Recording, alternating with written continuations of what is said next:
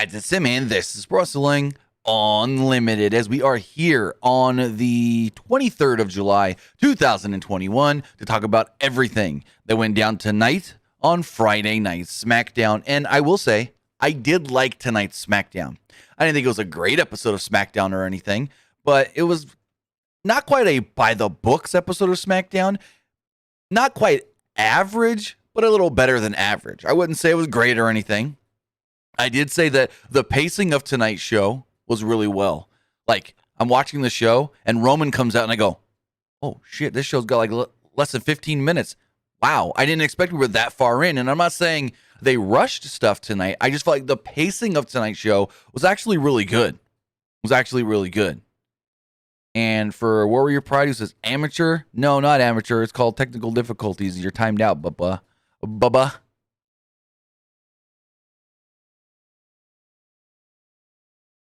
But with that, again, I thought it was better than average, not great or anything. But if I had to rate it, I'd give it a 7. Yet, again, like I said, not a bad episode of SmackDown. Pacing of the show was really well. I thought the Rolling Loud stuff looked cool visually. But because that crowd is so large, you can't tell if they're even into it. And we didn't know. Here's the other thing. Because I heard both ways. Were we getting crowd noise from Rolling Loud? Or were we getting crowd noise during those two matches from the arena back in Cleveland of the people watching on the screen? That's the big question. Because I heard somebody say that they may have actually piped in the arena noise during the Rolling Loud matches because they weren't sure how the Rolling Loud crowd was going to sound, because you can't really mic that crowd being so big. You know what I mean? And we did hear that crowd, though, because apparently I thought they were chanting, "We want puppies" during the women's match, but apparently they were saying, "We want Bobby," for Bobby whoever that was supposed to come up after them. So it's like, we'll see where it goes. Again, I didn't think there was anything super great on this show other than, I can't say I didn't think there was anything, because there was. The way the show ended, I didn't see that at all. And I love when they do stuff like that. When any wrestling company does something that you 100% absolutely don't see coming. When you don't see something coming and then it happens and it's like positive, you go, oh, I need to watch next week. And I did not expect Finn coming out and Roman saying, challenge accepted. And there's some questions with this challenge that I may have gotten one answer to, maybe both answers to. And I'm going to fantasy book a little here at the end of this as well, but we'll get to that when we get to that, because I want to say thank you for watching me here. Twitch.tv/PWU Unlimited, YouTube.com/Pro Wrestling Unlimited. Remember, you are watching here on Twitch. You can help us out a couple of different ways, either by hitting that donate button down below or donating Twitch bits in the live chat. Also, remember, here on Twitch, you can subscribe to the channel to show your support one of two different ways. You can subscribe either with a tiered subscription, just like Broken King Slender recently did. Broken King Slender's been doing it for a full year. Or you can subscribe like New Jeffrey recently did for 9 months straight with Amazon Prime and Prime Gaming, because if you have Amazon Prime, then you have Prime Gaming. All you got to do is take your Amazon account, link it to your Twitch account, and bada bing, bada boom, you got Prime Gaming. And what does Daddy Jeff Bezos give you? Well, he gives you free stuff in video games. He gives you cool little perks on your Twitch account, but he also gives you one free subscription to any Twitch channel that you want to subscribe to throughout the month. And, well, I'd greatly appreciate it if you use that one free subscription on us right here, PW Unlimited. I mean, if you're already paying them for either Amazon Prime shipping or Amazon Prime Video, then why not link the accounts, Amazon and Twitch, and then use that free subscription to support us here. On the flip side, if you're watching over on YouTube, you can help us out in the live chat with either a super chat or a super sticker donation. Also, you can subscribe to the channel by hitting the join button down below, and you become a channel member. As a channel member, you get early access to news, early access to podcasts, early access to non-news videos, and so much more. But the most direct and efficient way to support us here at Pro Wrestling Unlimited is to head over to patreon.com/PW Unlimited. So with that, guys, let's talk about SmackDown that kicked off with John Cena. Cena came out to start off the show just like he did Monday on Monday Night Raw. He mentioned returning at Money in the Bank and being on Raw the next night. He briefly talked about the Firefly Funhouse alternate reality and stealing Peacemaker costumes. Cena noted that he returned to challenge Roman Reigns for the Universal Championship. He said he's about to go face-to-face with Roman. He mentioned there was a huge sports news in Cleveland today, and the fans started booing. He then said, I went to the courthouse and I changed my middle name to Guardian. Some fans booed, some fans applauded because they thought it was funny. If you don't know, which I'm honestly shocked that this wasn't a bigger story than it was, the Cleveland Indians have changed their name to the Cleveland Guardians. So the Cleveland baseball team, the former Cleveland Indians, have changed their name to the Cleveland Guardians. And I saw a lot of people on social media actually thinking this was a James Gunn joke. Even though Cena said something about sports news, people thought this was a joke with James Gunn. If you don't know who James Gunn is the writer-director of the Suicide Squad movie that John Cena is in. Plus, James Gunn wrote I think every episode or most episodes for John Cena's upcoming Peacemaker show. But James Gunn is also the writer and director of the Guardians of the Galaxy movies. So I saw a lot of people on Twitter thinking that this was a joke of John Cena, saying, I've changed my name to Guardian, saying, I'm turning my back on the Suicide Squad, and now I'm a Guardian with the Guardians of the Galaxy. And that's not what it was. It was all about the Cleveland Indians changing their name to the Cleveland Guardians. And I'm like, I get why you changed the name. But the Cleveland Indians name, it's an institution. Just like with, and I'm not going to get political here, but just like with Washington and their football team. Now they're just the Washington football team instead of the Washington Redskins. I mean, I grew up in a household where we cheered for the Washington Redskins. I don't follow as much football as I used to as a kid anymore, but again, my family, we were Redskins fans. Coach Joe Gibbs, and then it was cool when Joe Gibbs transitioned to learn that Joe Gibbs in NASCAR was the same Joe Gibbs that used to coach for the Redskins. It was cool. But hey, more power to him for seeing the change needed to happen. I've seen a lot of people on both sides of this.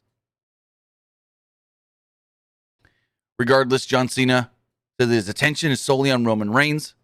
And he says, as the champion of SmackDown, SmackDown sucks with Roman Reigns as their champion. Or let me rephrase that. He said, SmackDown sucks with Roman Reigns as its champion. Fans cheered loud. Cena asked the audience, what team are you on? Team Cena or Team Reigns? Where they loudly cheered Cena. He then asked the fans, are you on Team Jorts or Team Cargo Pants? He then asked the fans again, are you on Team Cena or Team Reigns? The fans seemed like mostly, 90% of them at least, were Team Cena. He then demanded Roman Reigns come out and give him an answer. Fans cheered and broke out in another Cena chant when we hear, ladies and gentlemen, my name is Paul Heyman. And out would come Heyman. And boy, is this guy just the most amazing. Paul Heyman is just fan-freaking-tastic. Heyman said that Reigns can't hear Cena because he's not worth listening to. Heyman promised that Reigns is going to give Cena an answer, but not tonight, or not right now, later on tonight. He then started singing John Cena's theme. And he's just, literally, Heyman's like, yeah, he'll give you an answer later. And then Heyman just goes, and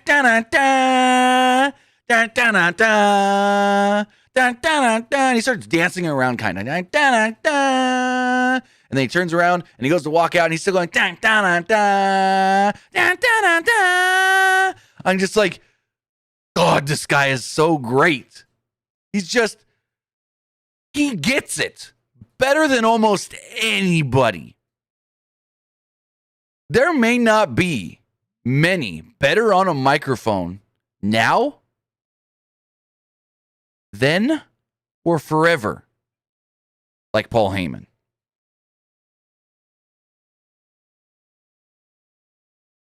I thought this was great. Fans reacted hugely. Heyman even got some laughs from the crowd, even though he was supposed to be the heel. They recap Finn Balor returning last week and interrupting Sami Zayn. They recap Sami Zayn beating AJ Styles and Jeff Hardy to win the Intercontinental Championship back at Clash of Champions 2020. Then we got a 9-minute match. I think it was 9 minutes on the dot between Finn Balor and Sami Zayn. This match was really, really good, and the crowd was into the entire match.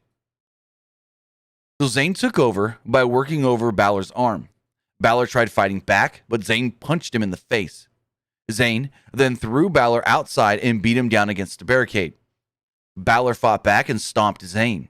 He followed this up with a huge flip dive to the floor. Fans then went crazy for Balor's dive. Back from the break, Zayn rocked Balor with a clothesline for a near fall. During the break, Zayn sent Balor into the ring post to take over. They showed that on a replay, and when we came back, Zayn was slowly in control with a chin lock. Fans broke out in a huge Sammy sucks chant. Balor broke free. Zayn then hit a DDT, and Zayn went for a haluva kick, but Balor countered into a sling blade. Balor went for the shotgun drop kick, but Zayn hit a blue thunder bomb that Michael Cole called a Michinoku driver, and then called it a variation Michinoku driver blue thunder bomb. And Pat McAfee just goes, "Yeah, they're ripping you to shreds right now on social media, Cole. You're getting that one wrong." Fans went crazy for this near fall where Balor kicked out. And the fans broke out into a huge "Let's Go Balor" chant. Zayn went for the exploder, but Balor rolled through and hit a double foot stomp. Finish of the match then came when Balor hit 2 drop kicks and a coup de grace to pick up the victory. Great match. These two worked phenomenally together. They even put over the fact, because Michael Cole said there may be some ring rust with Finn Balor. And Pat McAfee, without even flinching, goes, "Well, you know, Balor's been wrestling at a high level in NXT, Cole." I loved that. Like, Michael Cole, why are you trying to diminish NXT? Pat McAfee, thank you. They also did mention that both of these men, both Balor and Zayn, former NXT champions. So in the back, Caleb Braxton interviewed Baron Corbin. He asked him about his GoFundMe and if he's made any money off of it. And he goes, "Actually, it was a loss. I paid the guy to make the website, and then, he ghosted me, and I think he even stole my identity." He then noted that I'd take a bus to get to SmackDown, and then it smelled really bad. It was bad. I hate when they do the whole wrestlers are now broke and have no money thing. Are we supposed to believe that he's still not getting a paycheck from WWE? I hated it when they did it back in the day of the Big Show. I hated it when they did it with Shawn Michaels, where he had to work for JBL. It's all dumb.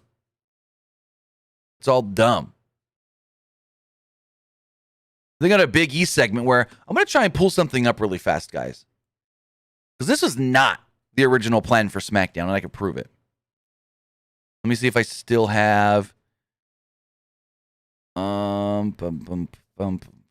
Let's see. Do I have the video? I may not have it, but give me 1 second. I want to check something. Because, again, this was not the original plan to have Big E come out in Cleveland. The original plan was Big E versus Apollo Crews in a singles match at the Rolling Loud Festival. And I bet you they would have had Wale perform Big E's theme song. I can't find the video here. Let me look one more place. Let me look here.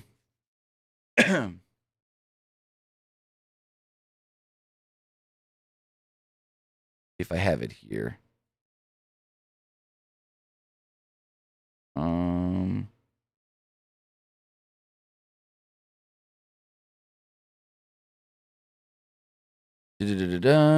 No, let's check this really fast.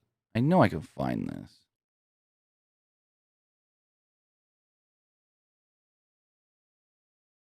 Here we go. I think I may have found it.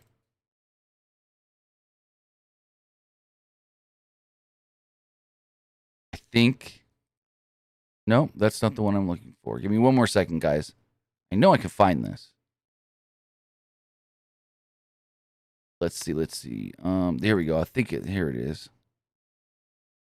Yes. So right here. The SmackDown on Fox Twitter account. And I saw this commercial on Fox over the weekend. So it's not just the Twitter account posting this, but they did tweet this. We're going to play. We'll play it all. Why not?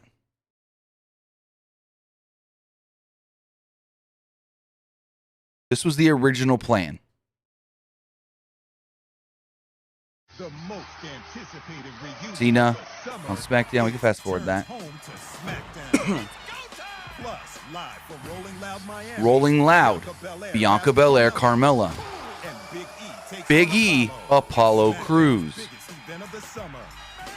That was the original plan for SmackDown coming out of the weekend. And I want to say as far in as Tuesday? Monday. That's when the SmackDown on Fox account posted that. But during baseball on Fox on Sunday, I saw that commercial air. So this was a change tonight. I don't know when it was changed, but this is a change.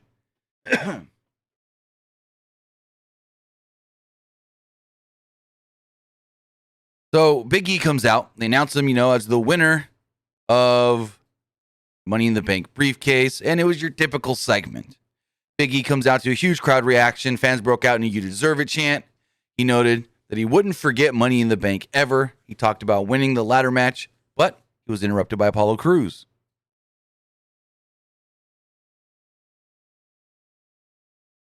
Crews pointed out that Big E won a contract, yet he won and is the Intercontinental Champion. Suddenly, Dolph Ziggler and Robert Roode would come out and they'd be like, "Oh, you want to talk about the Intercontinental title? You got to talk about us. Tell them, big man." And then all of a sudden we hear, "Ah!" And out comes Rick Boogs and Shinsuke Nakamura. Then they're interrupted by Cesaro. A slight brawl breaks out in the ring. And then we cut. Well, not a slight brawl, an actual brawl. We don't fully cut. So a brawl breaks out in the ring. Aziz goes to chokeslam Nakamura and Cesaro. They break free. Big E knocks Aziz to the floor. Fans pop, and then they send it to Rolling Loud in Miami.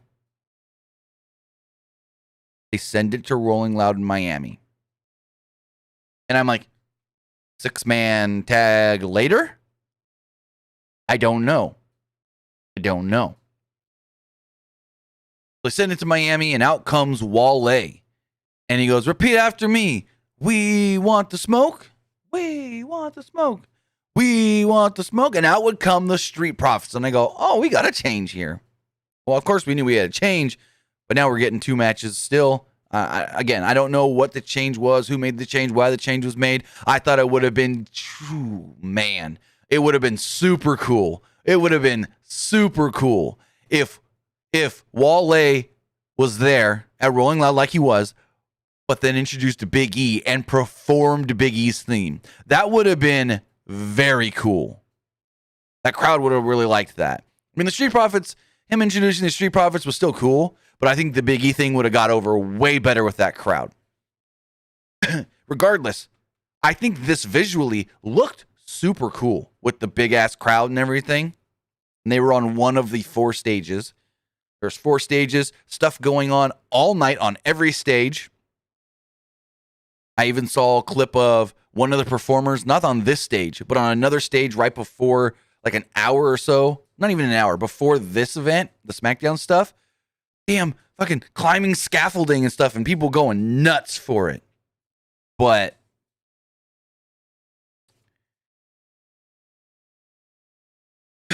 regardless, I thought this was really cool. We had Angelo Dawkins versus Chad Gable. Good to see Montez Ford back. He didn't get physical or anything. Still don't know what that surgery was for.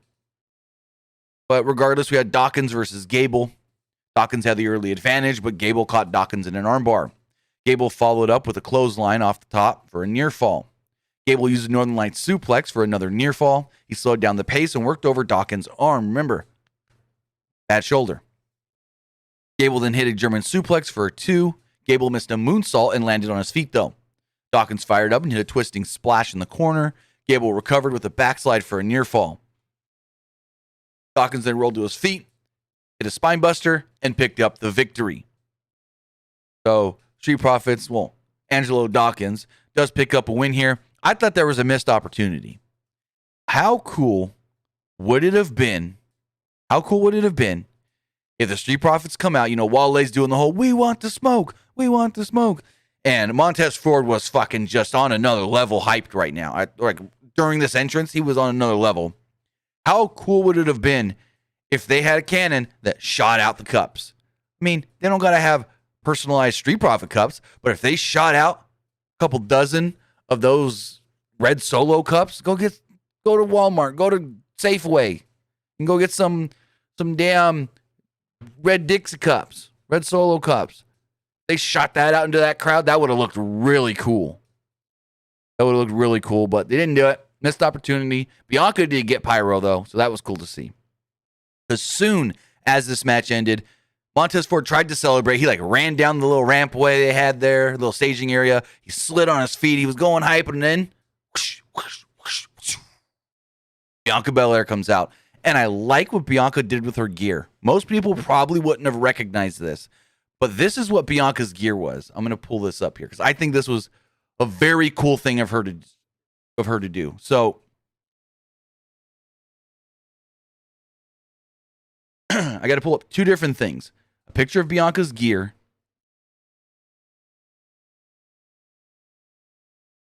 and the Rolling Loud poster.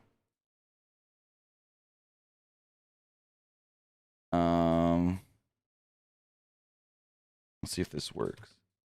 Yes. There's that. Let me find Bianca Belair. I know she posted a picture on her Twitter.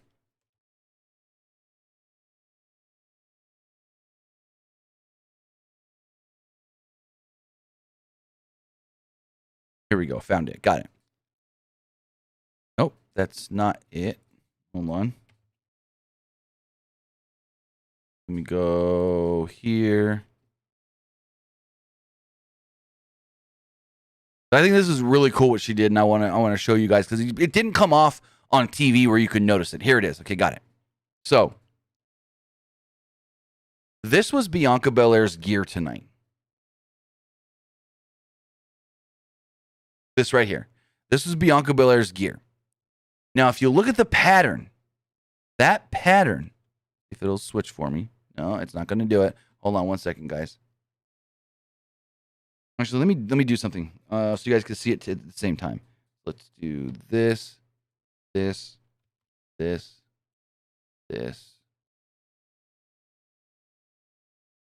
not going to work. Okay, we can do this. Why won't it let me? That's why. Okay.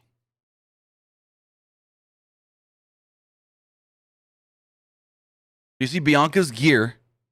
It's the poster from the Rolling Loud show for the festival, from the Miami show.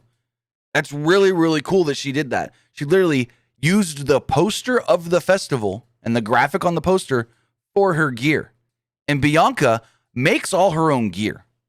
If you don't know that, she makes all of her gear. She does the Street Profit. I don't know if she does all of, but I know I've seen her do some of the Street Profit gear. So that's really cool that she did that tonight, that she used the Rolling Loud poster graphics and put it on her gear. That's really cool. I like that a lot. As far as the match, it was just a match. Nothing special, in my opinion, as far as this match does go.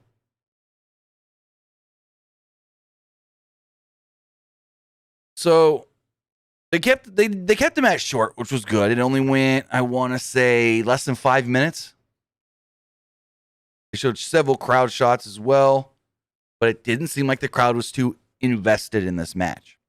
Straight pinfall attempts right off the bat, and Belair avoided Carmella with a backflip and hit Carmella with a drop kick.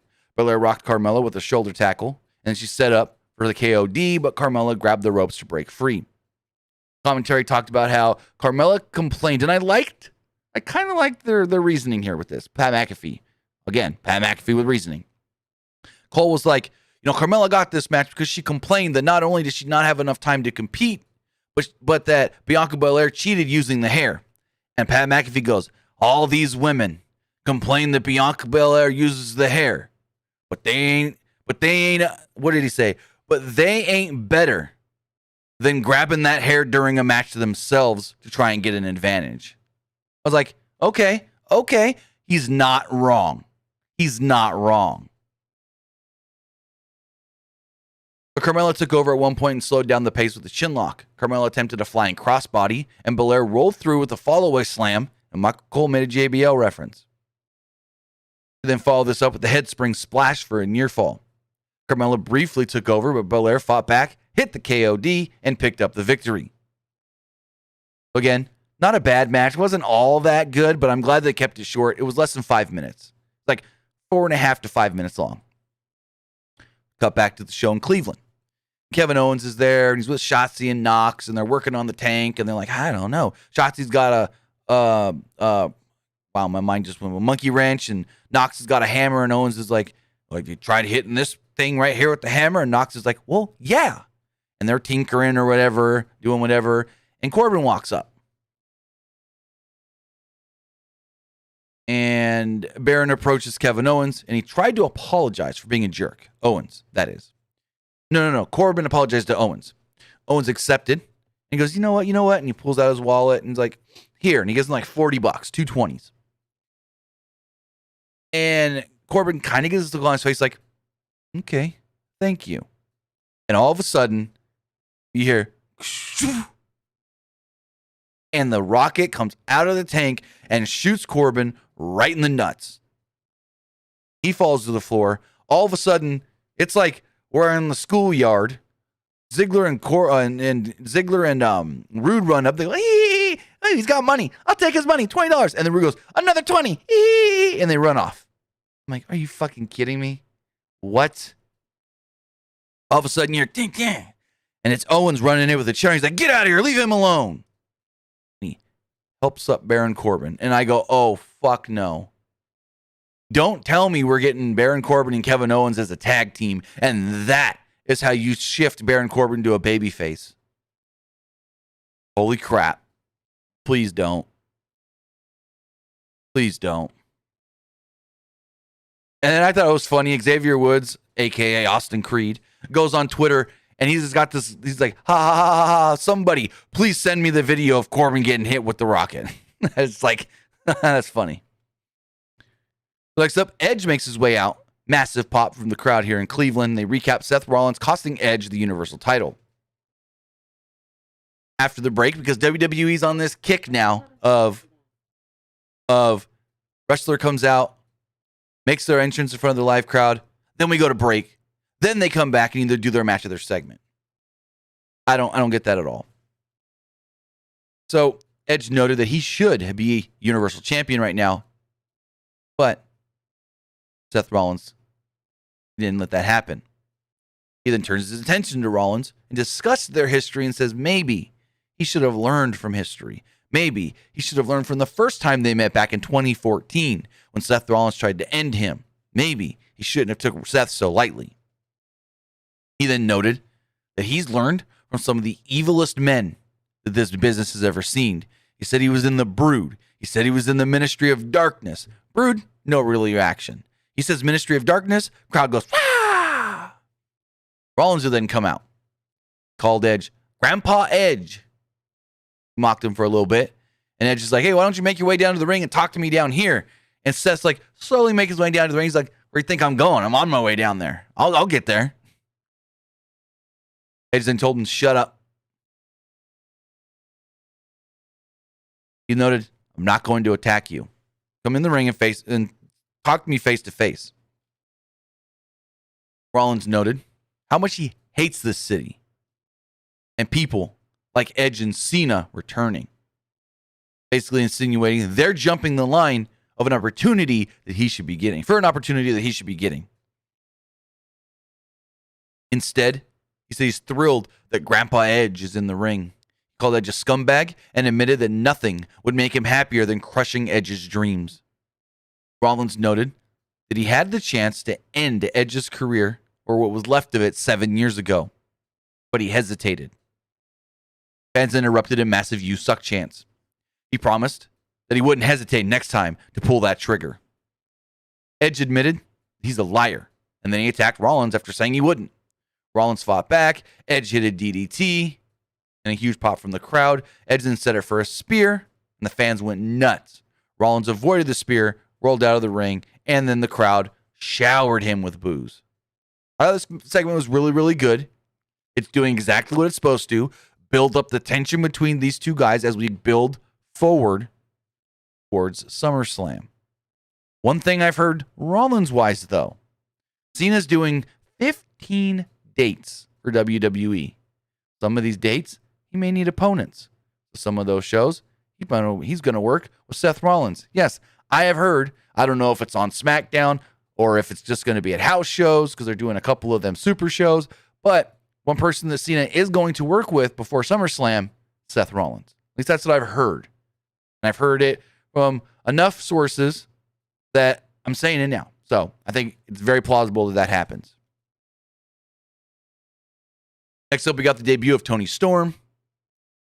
Took on Zelina Vega. Match went 2.5 minutes, and Toni Storm got a great reaction. Well, good reaction. Almost great, good reaction from this crowd. She had the early advantage. Vega tried to recover at one point, slamming her on the announce table. And Toni Storm then fought back, hit a German suplex. Zelina tried to go for a sunset flip for a 2.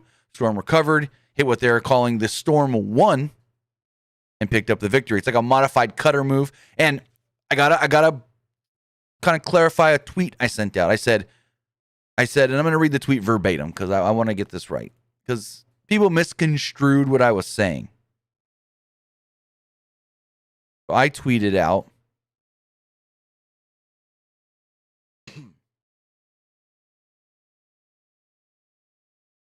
so Tony's finish used to be called Storm 0, and now they're calling it the Storm 1. At least they didn't change her name. Now, what I meant by that was, and I know it's a different move. People thought that I didn't know that she's now doing a different move. And I know it's a different move, but I'm just saying, like, they changed her move, new name and everything. I'm glad that they at least didn't change her name. So she's not on the main roster as just Tony, or on the main roster as Storm, or on the main roster as, like, Tony Velvet, you know. So that's what I meant by that tweet. I know it's two different moves, but I'm glad that they at least only changed the move and given the new name. Because I've seen people in WWE go from NXT to the main roster, do different moves, and they still call it the same move as their old finish. So that's what I meant by that tweet of, I'm glad they only changed her finish and gave that a new name than changing her actual name on the main roster. So she didn't work NXT as Adrian Neville and then come up as Neville. You know what I mean? Didn't work as Toni Storm and then come to the main roster as just Storm. Which they probably wouldn't have done anyways because of X-Men, but regardless. Good reaction from the crowd. We'll see how they do what they do with Toni Storm. I haven't heard of any plans other than she's supposed to be a babyface. Also, Zelina, 0-3. Yikes. I mean, 0-3 since her return. Recap of the Usos winning the SmackDown Tag Team Championships at Money in the Bank. And then we led to an almost 8-minute match between Jimmy Uso and Dominic Mysterio. But I want to remind you guys, if you want to be part of tonight's show, you can do so by texting in to 510-906-1341. Again, that number is 510-906-1341. So Jimmy and Dominic had a really good match here. I thought the whole thing was fun. Both guys were great together. Crowd was totally into the whole thing. Dominic attacked Jimmy at the bell. He used a hip toss and a standing drop kick on Jimmy. Dominic tried climbing the turnbuckle, but Jimmy tripped him up. Followed this up with a super kick. Jimmy slowed down the pace with the headlock, but Dominic broke free.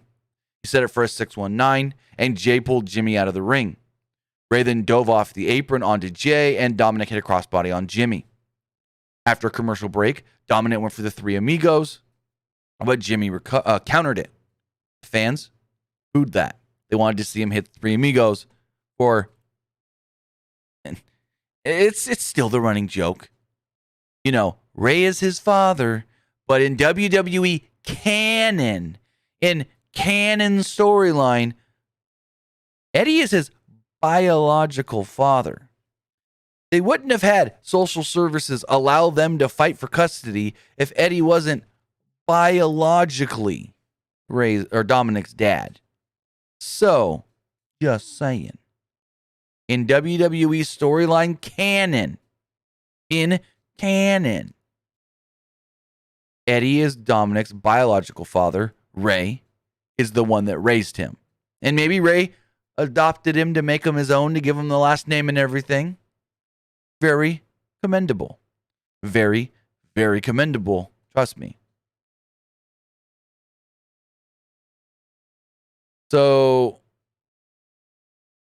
they kind of messed up the finish, I think, here a little bit. Dominic took out Jay with a dropkick to the floor and then attempted a springboard into the ring, and Jimmy was supposed to catch him, I think, in a Samoan drop. Instead, Jimmy dropped Dominic, and they stumbled around for a few seconds. They recovered pretty quickly, and Jimmy got Dominic in that Samoan drop eventually. Dominic then tried to roll through. Jimmy dropped down. Jay helped Jimmy score the victory.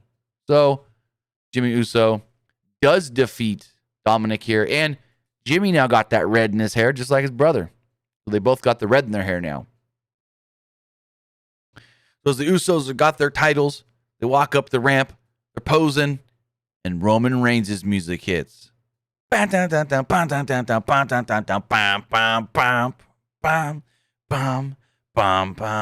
love Roman Reigns' new theme. It just fits so well for the cocky, badass, I'm better than you heel. Like, if they were going to change his music to anything, I'm glad it was this, because this just fits so tremendously. Anyways, this segment was absolutely great. From Reigns playing the crowd, Finn coming out, everything. Crowd was great here. This whole thing was just grade A, triple A plus plus. So,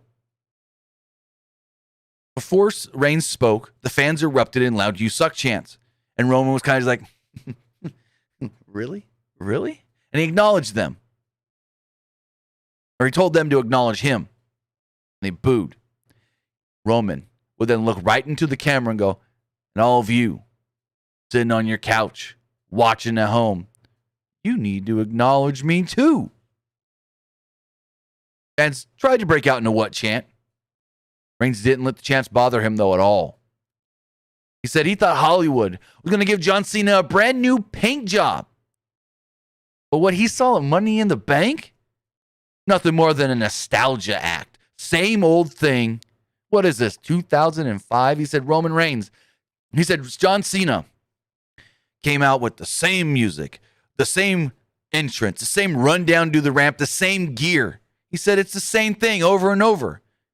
So it's like doing the missionary position every single night. That was a fucking tremendous line. Fans actually reacted well to that line. They liked it. Reigns then noted he can't see Cena, and he won't see him in the main event of SummerSlam. Reigns said the answer to John's challenge is no. And the fans erupted in boos. Suddenly, we get the music of Finn Balor. And Balor makes his way down to the ring. Reigns assumed that Finn's coming out here to acknowledge him. Finn noted that if Reigns won't accept Cena's challenge, maybe he'll accept mine. Fans popped huge into a yes chant as Balor challenged Roman Reigns. Reigns smirked. He's like, this guy. Look at this guy. Fans started chanting, Roman scared, Roman scared, Roman scared. Commentary question, they said, is Roman Reigns scared of Finn Balor? And Reigns didn't appreciate that chant. Finally, Reigns says, I accept. Fans erupted.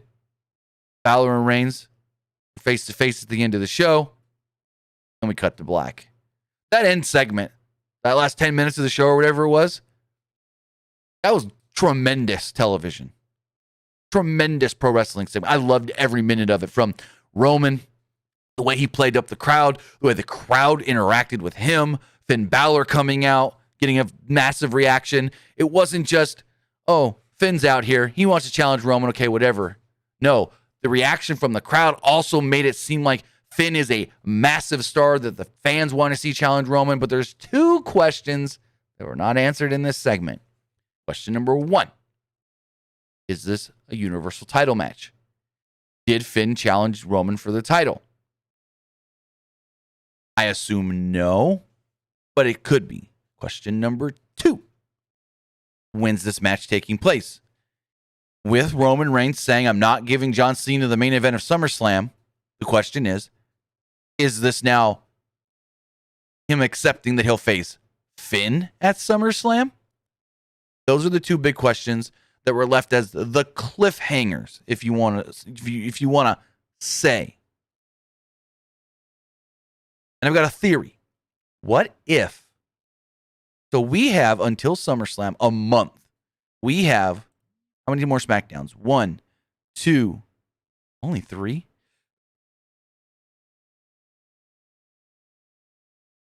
Hold on, guys. We may have some breaking news.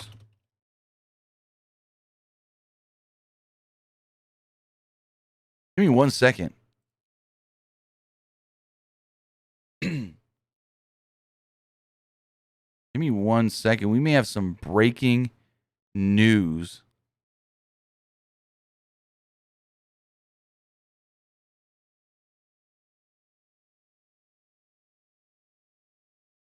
Breaking news coming from, well, Britt Baker. She was at the Bare Knuckle Fighting show tonight with Paige Van Zant. Paige Van Zant fought tonight. And Britt Baker, on her right wrist, right hand up here, cast.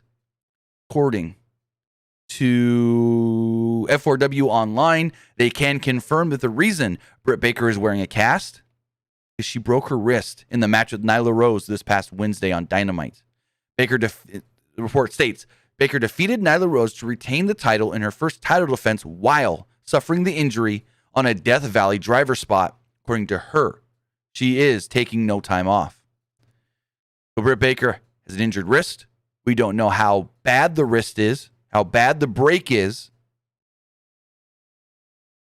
But I mean, I guess it came at an okay time. Still a month and a half till the next pay-per-view. So they can keep her on the show every week and hype her up and everything. And then she can just rehab the wrist until the all-out pay-per-view with their next defense. But breaking news, Britt Baker has suffered a broken right wrist in her match this week with Nyla Rose. Back to SmackDown, talking my theory of Finn, Roman, Cena, and how this all ties into SummerSlam. You've got 3 more episodes of SmackDown. I honestly thought it was more. But it's only 3. Holy crap. 1, 2, 3. Yes. No. 4. 1, 2, 3, 4. 4 more episodes of SmackDown. Okay. So you do the Finn Balor match. Next week, maybe. Which would be the 6th. Or you can go to the 13th. 2 weeks. Do the Finn Balor match then. John Cena appears. Oh, I need to check one other thing. What's the Summer of Cena schedule? When is Cena scheduled to be on SmackDown again next? You know what I mean? They got the whole schedule up. It is. Cena's on every SmackDown going forward. Okay. It doesn't matter. They do the Finn Balor match. Cena shows up during the match. Kind of screws Roman. Whether that is helping Finn win, and Finn actually gets a pin on Roman Reigns, which I wouldn't like to see, but this would all make sense for multiple reasons. Or Cena interferes, doesn't quite help Finn win, but causes some sort of a DQ in the match, whether that is, in turn, DQ on Finn Balor's half or DQ on Roman Reigns' half. Regardless, Cena gets involved in the match. Actually, no. Whatever happens has to be in favor of Finn for this to work. Cena gets involved in the match. Roman immediately afterward goes, Cena, you want to disrespect me like that? I'll see you in Vegas at SummerSlam. You set up Roman having a reason to want to accept John Cena's challenge now. Because right now, Cena just came out and challenged him. For what? For what? You think he's a bad world champion or something? But if he screws Roman Reigns out of a match, screws Roman Reigns out of a win, then Roman's mad. Roman can then say, you didn't just not acknowledge me. You disrespected me. You disrespect me. You disrespect my family. These two guys, Heyman, blah, blah, blah. In turn, we go to SummerSlam. Roman beats John at SummerSlam. After SummerSlam, you need an opponent for Roman Reigns. Well, pull this out of your back pocket. You've still got Finn Balor again. Why? Because Finn Balor had picked up a victory prior to SummerSlam over the champ, over Roman Reigns. Bada bing, bada boom, there you go. So, I like that idea. It's just a fantasy booking thing. That probably won't go that way because that's giving WWE too much credit for booking things 3, maybe even 4 months in advance. That would be 3 months in advance. But I think you do Finn and Balor on a SmackDown over the next 2 weeks. Cena costs Roman the match. Roman gets pissed, accepts the match with Cena at SummerSlam. Then because you had Balor beat Roman, then Balor can then come back to Roman after SummerSlam and go, hey, kudos, you beat John Cena. But I beat you before SummerSlam, and I'm owed something. Oh, yeah, that's a shot at your Universal Championship. So we can go that route. That's just a route they can go again. That may be giving WWE too much credit, though. Also, Finn also has in his back pocket, which they don't need to say. They'll probably will. They might. Finn should have used it to get the match with Roman. I don't know. Finn's beat Roman before. Like his first match on the main roster, he beat Roman Reigns to be in that first ever Universal title match. But with that was Friday Night Smackdown. My little fantasy booking of where they can go with Roman Reigns, John Cena, and Finn Balor, SummerSlam, and beyond. But with that, now I want to know what you guys thought of tonight's show. Let me know in the text message bin, 510-906-1341. But before we check the text, we're going to check the polls here. As far as the Twitch poll does go, 55% of you liked tonight's Friday Night Smackdown. 45% of you thought it was just all right. And nobody disliked the show. That's good to see. Good to see. As far as the YouTube poll does go, 79% of you liked SmackDown. 14% did not. No, 14% thought it was all right. And 7% did not like tonight's show. So, there we go. Let's check the text messages. Ooh, wow. Got a good number of text messages here, actually. First says, do you see Finn Balor winning back the Universal title or the Intercontinental title? Again, I already gave my prediction. I don't think he beats Roman for the title. No.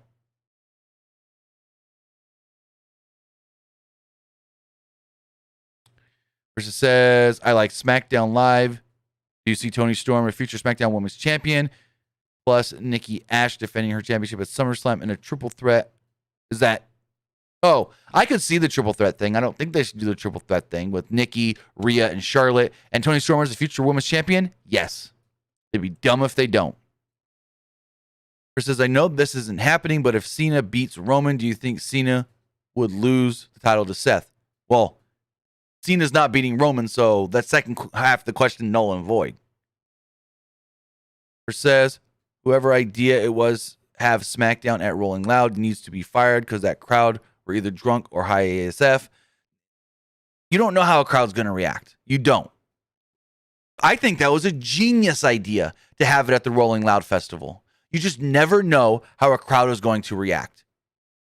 You can go and have 50,000 people in a football stadium and get the reactions of a 13,000 crowd, 13,000 capacity crowd. Like you can go and have, well, let me rephrase it. You can go have the biggest crowd ever.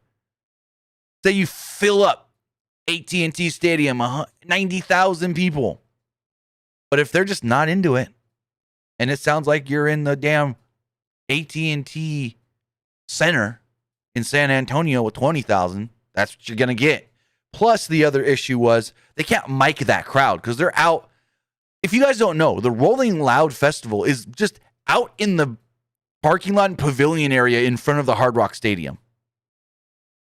So they're just out there. You can't mic that crowd.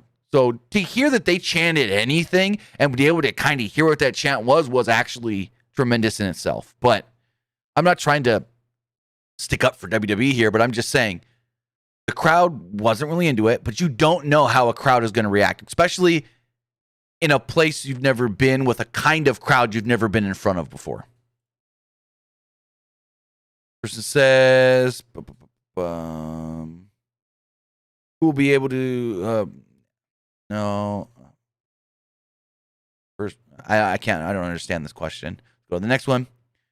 I saw many people on Twitter saying Pat McAfee is a lot better than Corey Graves on commentary. I like Pat, but I don't think he's touching Graves on commentary yet. What's your opinion?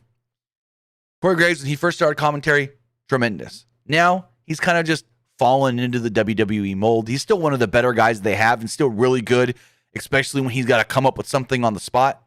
But I think Pat McAfee's better. I think Pat McAfee just comes off as a dude calling the matches, but doing it tremendously. I think Pat McAfee's better than Corey Graves. Or says, who do you think Big E will cash in on? Wait, who do you think Big E will cash in against? Okay. Roman Reigns or Bobby Lashley? More likely Bobby Lashley. Or said, I thought SmackDown was really good. I really thought the Miami part of the show was a WrestleMania feel. I wouldn't go that far. Also, do you know, will AEW still be in Newark, New Jersey? I don't know. You'd have to check their website. I believe they're supposed to be in Newark the week before Arthur Ashe, but I can't confirm that off the top of my head. It says, I'm curious if it was scripted by Heyman or if he came up with it on the fly. That's pretty... Oh, you're talking about him singing John Cena's theme? He probably came up with that ahead of time, but still, that was grade A comedy because he's the heel. Fans are supposed to hate him, but they still pop for the spot. Or it says, do you think Roman Reigns and the Usos put their music, keep it like it is? Huh? I don't get the question. Or it says, who do you see beating Bianca Belair? Cost her first loss. Well, she's lost before, but I think you mean as the champion. I don't know. Or it says, is Joe cleared to compete? Yes. I'm not going to say anything further. I don't want to give any spoilers, but yes. Says the match you were talking about was a fatal 4-way and Finn beat Roman Reigns. Correct. Like I said, he beat Roman. Hold on.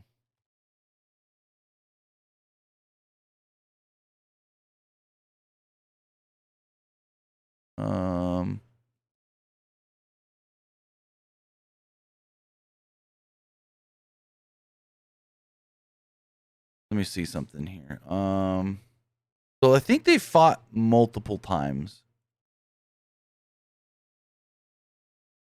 Oh yeah, these guys have had multiple matches against each other.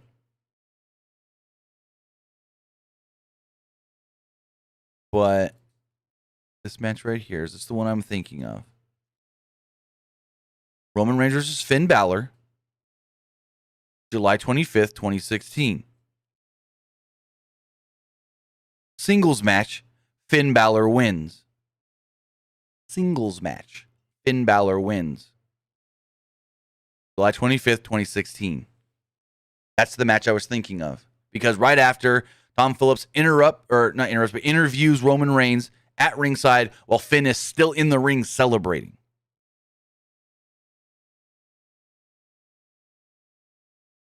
This person says, so are we getting Finn and Roman? I already talked about all that. We don't know. It says, do you think there will be an IC title ladder match? No, because they just did Money in the Bank. There's no need to do a ladder match again at the next pay-per-view. Plus, I mean, no. Yeah, no.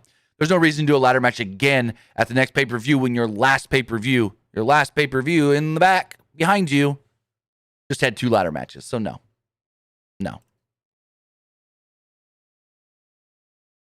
But with that, guys, I want to say thank you for joining me here. Twitch.tv/PW Unlimited, YouTube.com/Pro Wrestling Unlimited. Remember to follow us on social media, Facebook.com/Pro Wrestling ULTD. Follow us on Instagram by searching for Pro Wrestling Unlimited, or right there, Instagram.com/Pro Wrestling Unlimited, or head over to Twitter and follow us there at PW Unlimited.